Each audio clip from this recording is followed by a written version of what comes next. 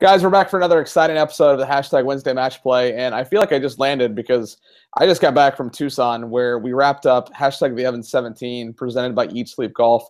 Ironically, hashtag Wednesday Match Play is also presented by Eat Sleep Golf, and I finally got the chance to meet Scott Stevens, and I was curious if it would ever happen. And it was kind of funny. We met just like in passing because I was getting to say hello golf club for my practice round, and he was like walking out of the clubhouse, and we about ran each other over. And it was funny. We didn't get to spend as much time as I liked over the weekend, but hey, I got to meet him. The event was awesome. Team at La Paloma did a great job getting us the ability to play a Trine Privé property. They did a fantastic home freaking run at Sewilo. Henry and the team there just I could do an entire episode where I just recap what Henry and his team did, but they hit a home run. The food was great all weekend. Some drinks were enjoyed all weekend, but it was a big hit, and I'm glad to be back. And I'm excited for tonight's show because we're going north of the border tonight, and we're going to talk about Golf Canada. And this is a fun show. And ironically enough, Eat Sleep Golf, they're north of the border. They're Canadian. You see how this all ties together into one big happy community we have here on YouTube. But tonight we've got somebody that does a lot with Golf Canada, and we were talking a little bit before we went online that he just basically has his hands on everything. But we have Jeff Payne with us from Golf Canada, and I am very familiar with the company. I'm familiar with what you guys do, but pretend that I don't know what Golf Canada is all about. Give us an overview of what that is, and welcome to the hashtag Wednesday Match Play. Thanks very much. Yeah, you bet. Thanks for having me.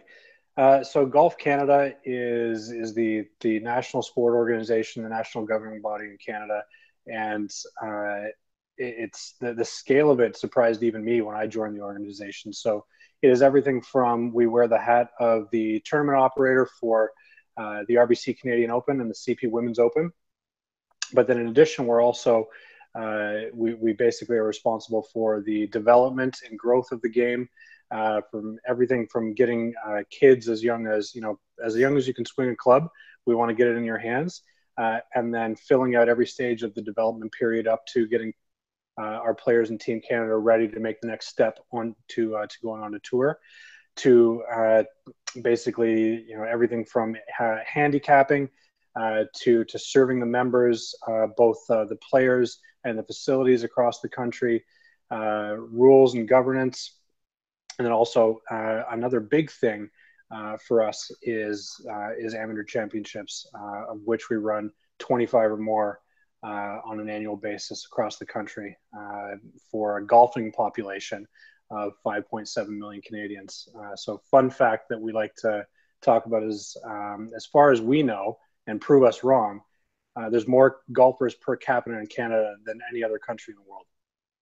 Wow, that is really cool. Well, when I say that you have a lot of things going on, you just pretty much confirm that. So now you mentioned the RBC Canadian. Now, before I jump into the questions, I'm just going to stop writing questions going forward because the team at Eat Sleep Golf does such a great job doing that. I don't even know why I write them. And then tonight, I basically got a book of questions, and we're no way going to get through them all.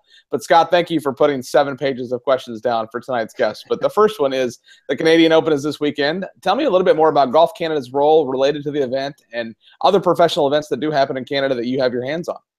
Sure. So the RBC Canadian Open, obviously being one of our flagship events, if not the flagship event alongside the CP Women's Open. They are our national championships. The RBC Canadian Open is the third oldest event on tour behind the Open and the US Open. Considering those two events, I guess. So our role in it is very much that of a tournament operator, as you'd find at any other tour stop over the course of the year.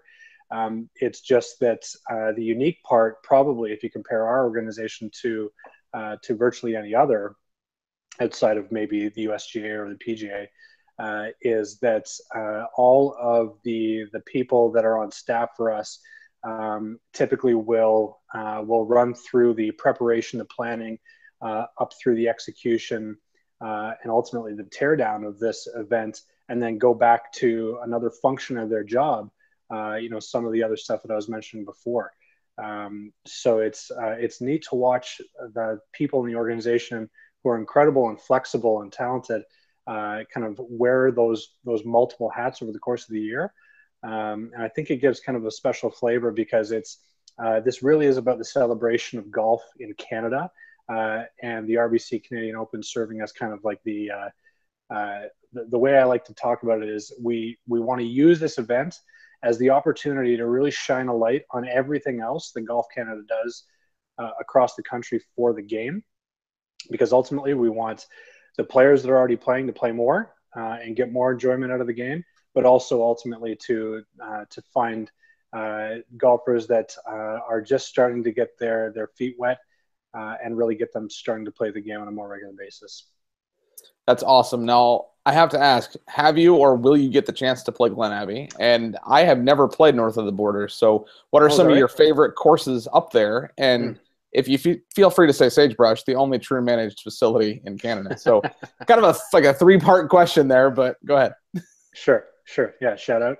Glen Abbey Golf Club, which is designed by Jack Nicklaus, has been the most frequent host of the RBC Canadian Open.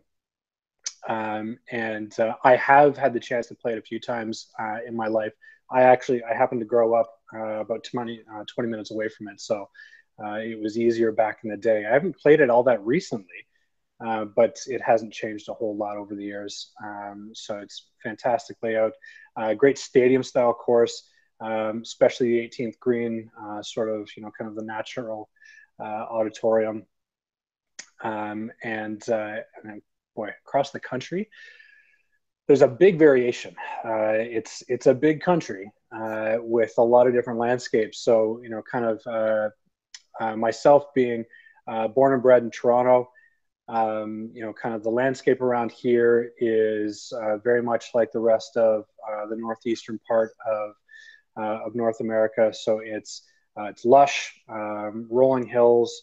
The major feature that you'd probably two major features in this region would be the Niagara Escarpment and Lake Ontario. So I grew up playing courses like Blue Springs, like Glen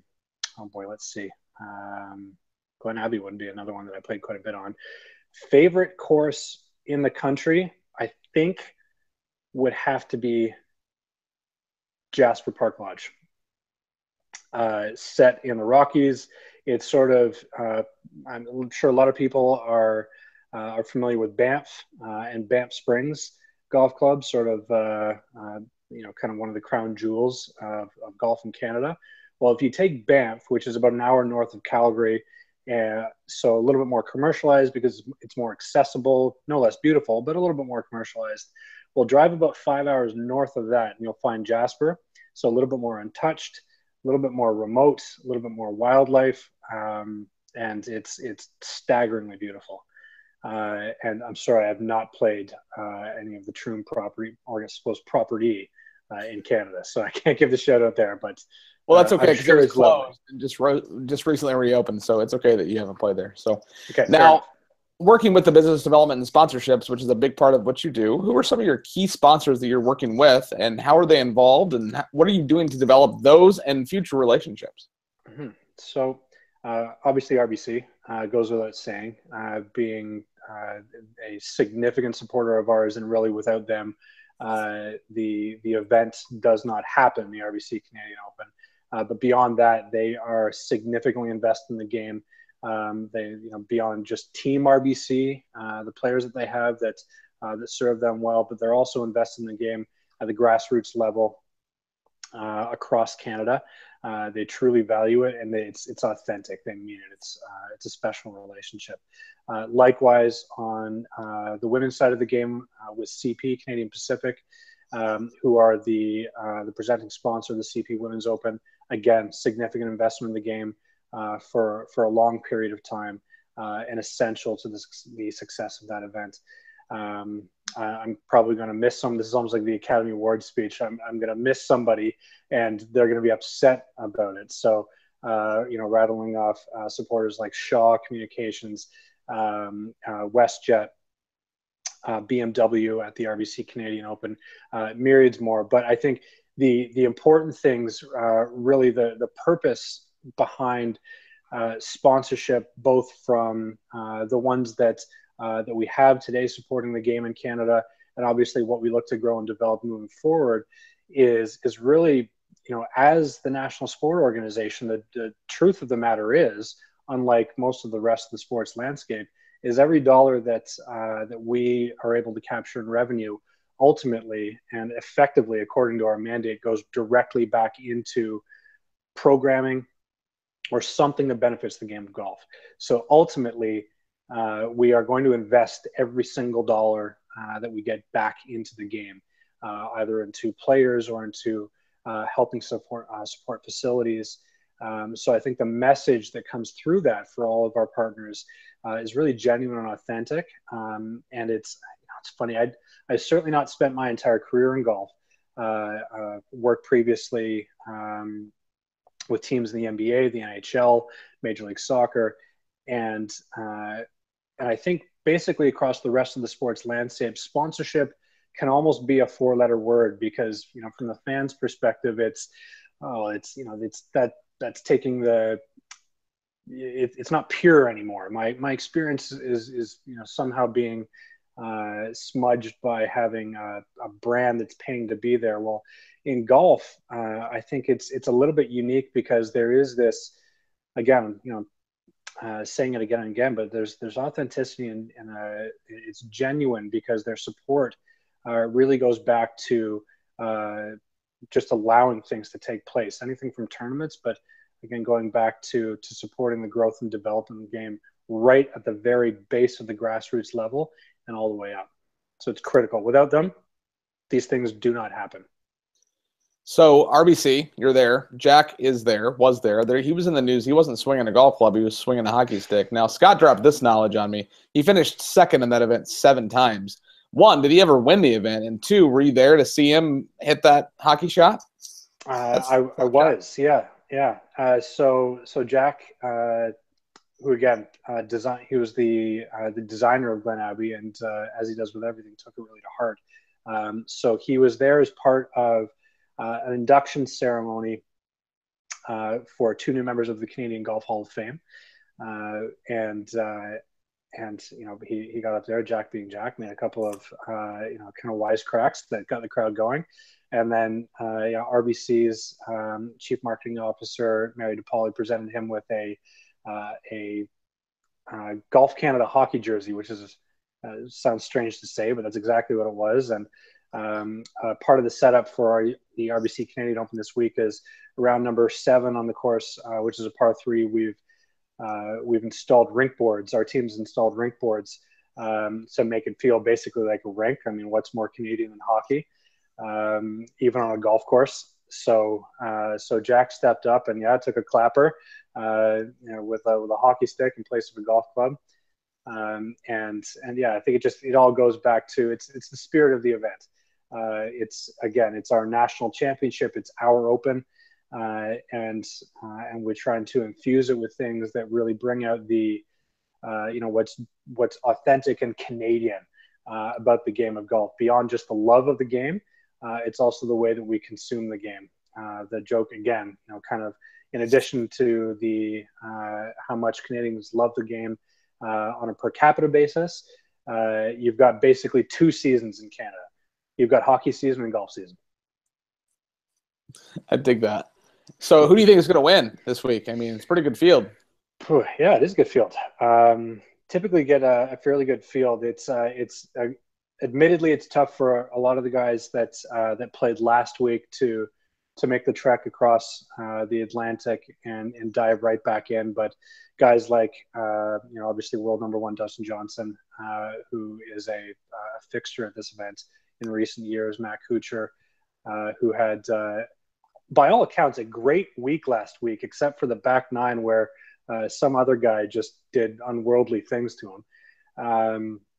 But then also a great roster of Canadians, Adam Hadwin, Graham Billette, Jared Dutois, and seeing those guys come out just, in the Pro-Am today, the support for them was tremendous.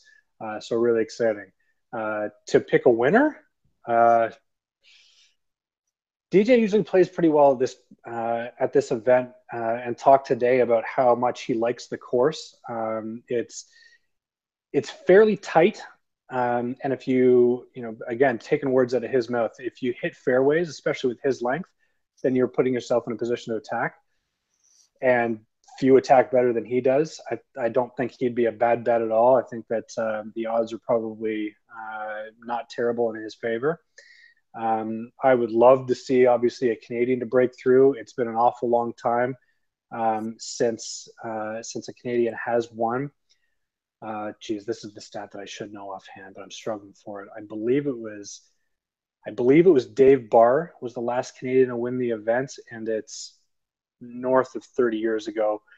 Someone could fact check that for me and probably prove me wrong, but we'd love to see a Canadian come through. And I'm going to go back to your last question. Jack never did win the Canadian Open. 7 seconds and he never won. That is true. But also, here's another fun one. Another guy that is held in high esteem, Arnold Palmer. His first win on tour was the Canadian Open. That's pretty cool. Like that's. Yeah. One, that might be a cooler fact, actually, that Jack didn't. I mean, it is Jack's course. You'd think he'd know how to play it, but maybe he should come back this week and, like, on a sponsor's exemption and see if he can give it a run. So you have volunteer opportunities on the website. What does that mean? Like, I've been a volunteer at PGA Tour events before. I've worked with the tour with ShotLink. I've been a standard bearer, whole 9 yards. But what kind of volunteer opportunities does Golf Canada offer? All of the above that you just mentioned. So there are a total of 1,300 volunteers that we have over the course of the week of the RBC Canadian Open, doing everything from marshalling to standard bearer to you name it. And again, very much like the contribution of RBC making the event viable. Without these volunteers, I have no idea how this would happen. And one of my favorite things to do actually during tournament week is to walk the course, not necessarily to see the golf, but rather to see and just say hello and hear the stories of all these volunteers that are scattered around everywhere that you can't take 5 steps without bumping into, because they're all obviously invested in the game. They're taking time out of their schedule, out of their lives, from their families to be there. And they're doing it because of this genuine love affair that they have with it. And they are all too happy to share it with you. And so as long as you can make the time, because it's more difficult to get out of a conversation with them about golf than it is to get in one. That's awesome. Let's jump over and talk about Team Canada. I don't know anything about this. This is straight out of Scott's mouth. So can you give me an overview of Team Canada and what the process looks like for golfers to secure a spot on the national team? Sure. So Golf Canada's, one of the critical roles is to serve as the body responsible for growth and development in the game. And that starts all the way down at a program that we have that's called Golf in Schools, which is just that. It's part of the curriculum in well over 1,000 schools across the country. And basically just you watch the programs graduate from there. From the kind of gym teachers putting assets in the hands of kids and teaching them some of the basics of the game, and ultimately graduating into our Future Links program, which goes from teaching, again, some of the fundamentals to then teaching kids how to prepare themselves for tournament golf, to then how to succeed in tournament golf. And everything is on this graduated, sort of pyramid. And ultimately, at the top of the pyramid, you do have Team Canada. And Team Canada is the most elite level program that we have. And it is designed ultimately to prepare players for going beyond really where we can be responsible for their development and preparing them for playing on either the PGA Tour or the LPGA Tour. We invest every bit as equally as we can on both the men's and women's, or the boys and girls sides of the game. And it is the science that is behind it absolutely floors me. Jeff Thompson, until just recently, our interim CEO, but more permanently our chief sport officer, the program that he has put in place to see the development of these kids and provide them a pathway all the way through from, typically the ground floor, from our perspective being the Future Links program, getting them captured within that to begin identifying talent, and ultimately graduating them, through the elite programming. That has produced the likes of Brooke Henderson, who is a multiple winner on the LPGA Tour, finished second at the Women's PGA just a few weeks ago, and had a win a couple weeks prior to that. And then also another great story on the men's side, Mackenzie Hughes, who progressed through the entire pyramid of our program from a very young age, and ultimately got his first win on the PGA Tour earlier this year as well. So basically, that our objective, as much as it is to get young players into the game, it's also, we want to continue producing top level talent that competes at the very pinnacle of the game on a global stage. And with the kind of both with Brooke, who is verging on superstar status, Mackenzie, but then also really leveraging the success of guys like Adam Hadwin, Grandelet, who's been knocking on the door for a long time, but then also getting guys like Mike Weir to come back, share their story, inspire that next generation, and getting them to aspire to higher levels is what we're all about. So who coaches this team? Like, do you have a multitude of coaches, and kind of how closely are they working with these golfers? Yeah, so it's and that's kind of one of the challenges that we do have. So there's two things that we can't change. One is the climate in this country, and the other is the size. So the reality of the situation is that you have 4 or 5 really key population centers where you're most likely to extract talent, just a rule of numbers. Toronto, Montreal, Vancouver, Calgary, Edmonton.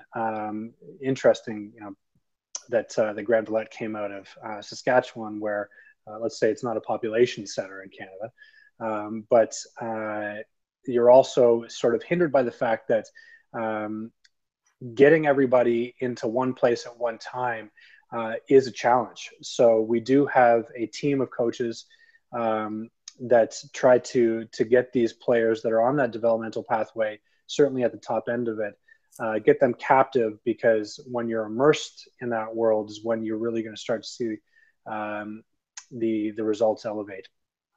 So just recently this year, we've instituted programs, next generation programs and elite level programs that are going to see players come together rather than just 6 to 8 weeks at a time. There would, kind of those Team Canada players would get together. They'd be, kind of flying from all over Canada and going to, a place like Phoenix, where you can train consistently without worrying about weather in February.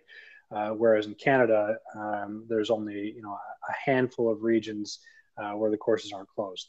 So now, basically starting these next generation programs and having a hub that is in Canada, all the way out, you couldn't go any further west. That's one of the only places that you can play year round in Canada, on Vancouver Island, just outside of Victoria, which is one of the most beautiful places in the country, are going to be, kind of semi-centralized for, instead of 6 to 8 weeks at a time, 3 or 4 months at a time, provided we can, get the kids and still ensure that we're not disrupting the academic components of their development as well. Based in a course called Bear Mountain, which I encourage you to take a peek at because it's stunning.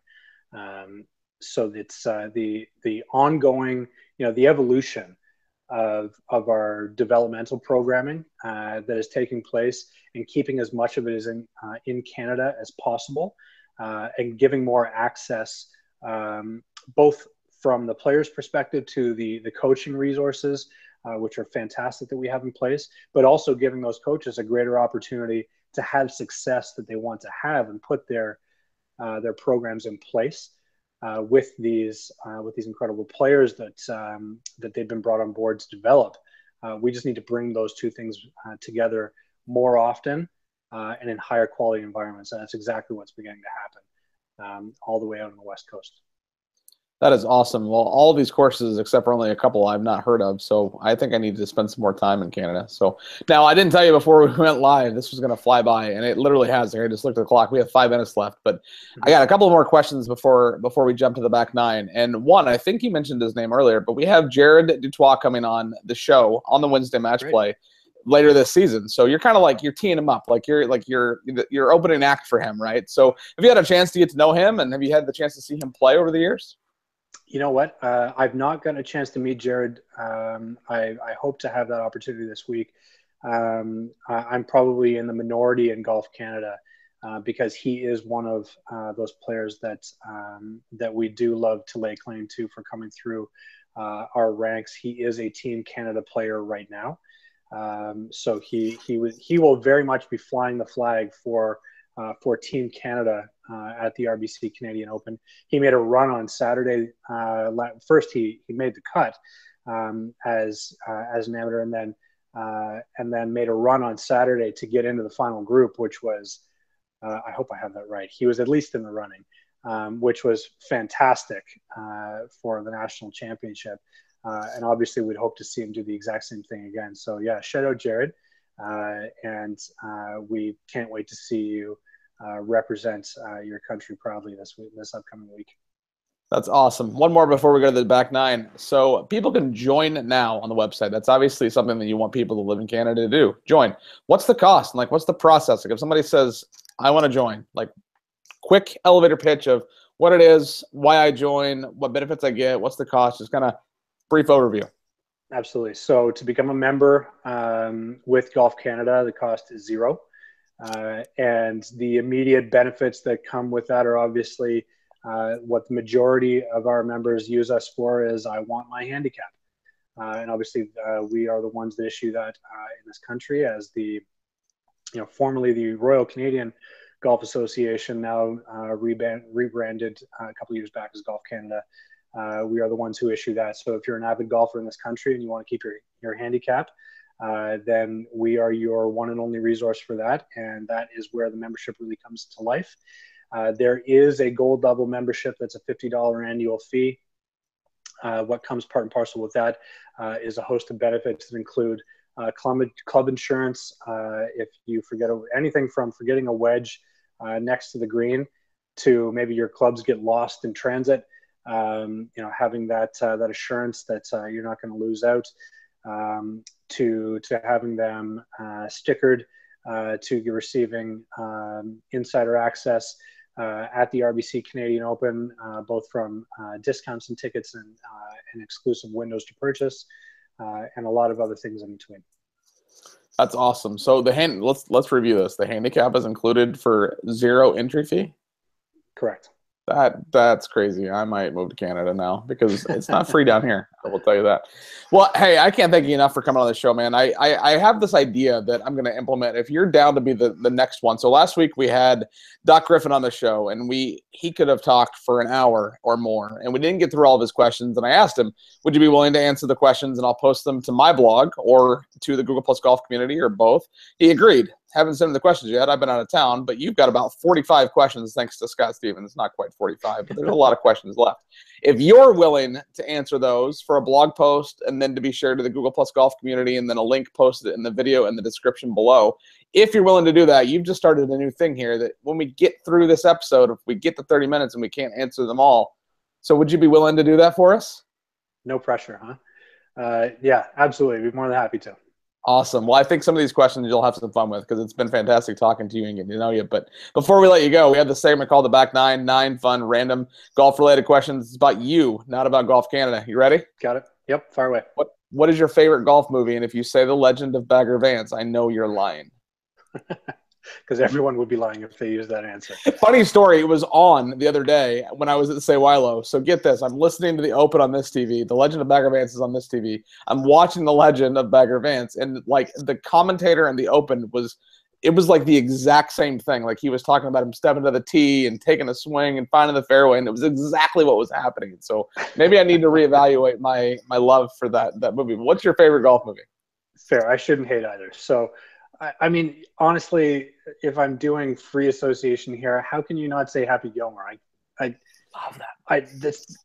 I don't know how you can't use that as your answer. I defy you to not use that as your answer, especially if you're, say, under 40. I'm 34 years old. So if it was the movie.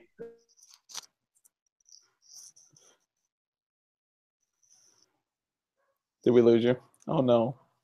At least you said Happy Gilmore.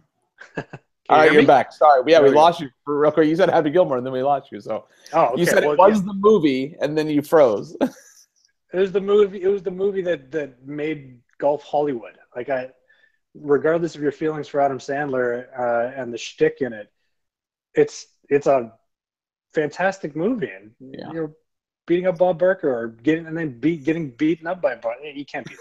That's awesome. So you mentioned hockey. Obviously, Canadians like hockey. Who's your favorite team? Toronto Maple Leafs.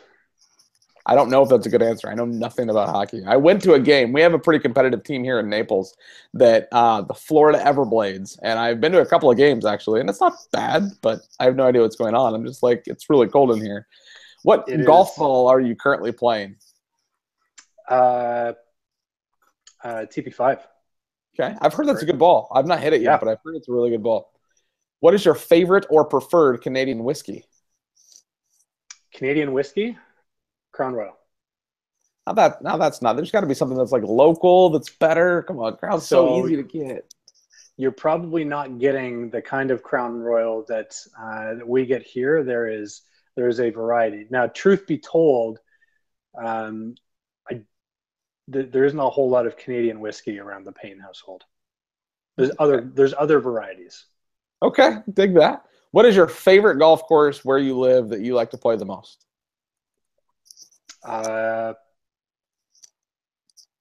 King Valley, which is about 40 minutes north. It happens to be my home course. And it is, I think it's a great example of what this region really is. Lush, variety of environments. And my favorite thing, if I could design describe my ideal golf course, is where every single hole feels like it's its own private piece of property. And King Valley does a great job of doing that. Dig that. So now you kind of ruined it and answered this question when you said you were 34. But what year did you graduate from the University of Waterloo? 2006.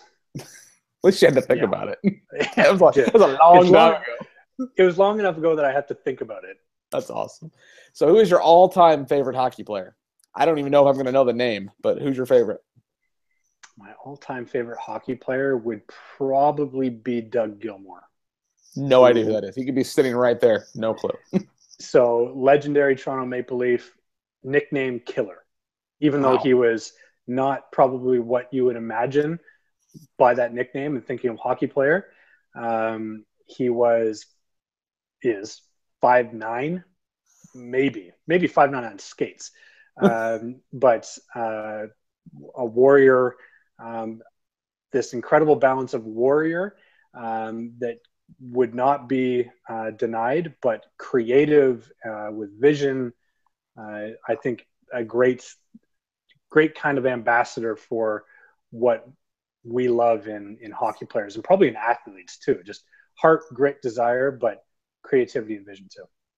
That is a really good. Let's figure out a way to get, if he's on Twitter or whatever, like he needs to hear you say that. Now, Tiger is all around me. He's on the wall. He's right up here. Like he's watching you, and he's going to hear you say the answer to this question. But do you think Tiger breaks Jack's record? Now, granted, you've just spent some time with Jack this week, so he may be watching you. But do you think he breaks the record? Why or why not? I don't, and I think the simple answer to that is his body. I think it is obviously he's been through he's been an incredibly tough time over the past 5 or 6 years, or even more. I've heard that stat recently. How long ago? It's shocking how long that's actually been. But it's the seemingly never-ending critical injuries that he's had to his knees and back, and is probably a reflection of how incredibly hard he pushed his body to achieve so much so young. It's really unfortunate. for if you focus on the player that Tiger was, hopefully I'm wrong and can still be again. The guy did things that just simply was not even conceived before, and inspired. We talk about how much we try to get more people into the game of golf here in Canada.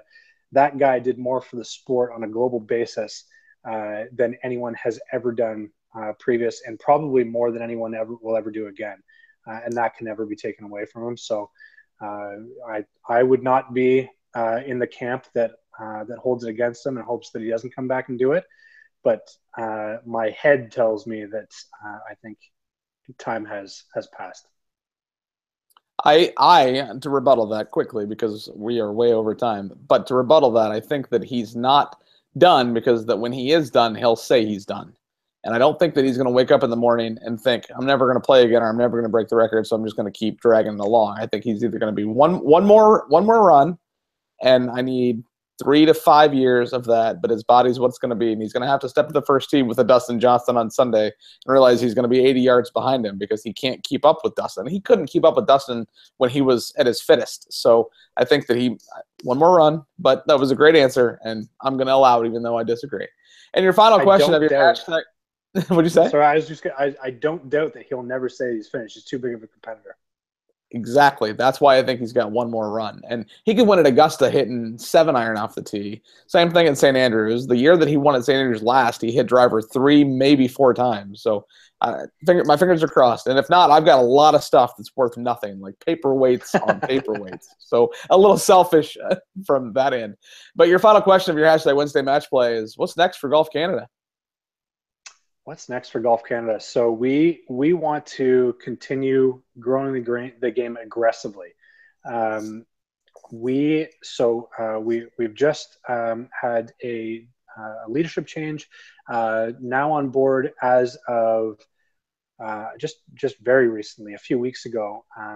A gentleman named Lawrence Applebaum, who is the new CEO of Golf Canada, and Lawrence is a passionate, driven guy with a vision to really, again, grow the game. And what I mean by that is we want to rally all of the stakeholders that we have. And maybe, without wanting to put words in his mouth, because he is still obviously finding his feet and really, kind of downloading his vision for where we're going to head. Maybe I'll speak more specifically and personally from, kind of from my perspective, as someone that's not all that young, not all that old in golf, in the organization myself. What I really believe needs to happen for the game, and maybe this is true beyond, outside of our borders as well, but we have a generation that has been fantastic stewards of the game, kind of referred to as the boomers, who have a love affair with it that probably, no one before them has had. And as they, just speaking strictly of population base and sizes here, begin to exit the game, we have this next generation, and I would include myself at the leading edge of it, that needs to take the mantle and continue to grow it. But I believe also very strongly that in order for that to happen, and these, kind of the quote unquote millennials to take that mantle, they also need to be given the opportunity to take ownership of the game, be given the keys rather than sit in the passenger seat. So in order to continue growing and to have that next gigantic generation take up the game, make it their own, love it the way that others did, but love it on their own terms, they need to be empowered and put in positions that will give them a say into how the game is. Maybe not necessarily how it is played. This is not about changing the rules. It's not about changing the structure of the game. It's about ensuring that it can be consumed in a way that is consistent with the values of the people that need to take it up. So I think that needs to be dialogue. That needs to be that needs to come to play with just trying things. things that, maybe you wouldn't have done 15, 20 years ago, but you have license to try now, and to do it by listening. And every time that you do try things, make sure that you're set up to receive the feedback, and that you're doing those things on their merit, and in such a way that that you can continue growing it. And yeah, it just comes back to that analogy of not having them in the passenger seat, but rather in the driver's seat. That's awesome. Well, hey, I cannot thank you enough for coming on the show tonight. I really appreciate your time. Scott is going to get the answer to those questions. They'll be posted on my website in the Google Plus Golf community, and a link will be in the description below. This episode is going to live on YouTube for now and forever, so it'll be up within about another hour or so. It's going to be on iTunes. It's going to be on Stitcher. It's going to be on SoundCloud. It's going to be on Google Play. It's going to be all over the place, so I'll make sure it gets shared to Facebook and Twitter and all of those good places. If you need and are looking to find this, I'm going to make it easy for you to find it. Thank you again for coming on the show. And as always, on the hashtag Wednesday Match Plays, you have to remember to eat, sleep, golf.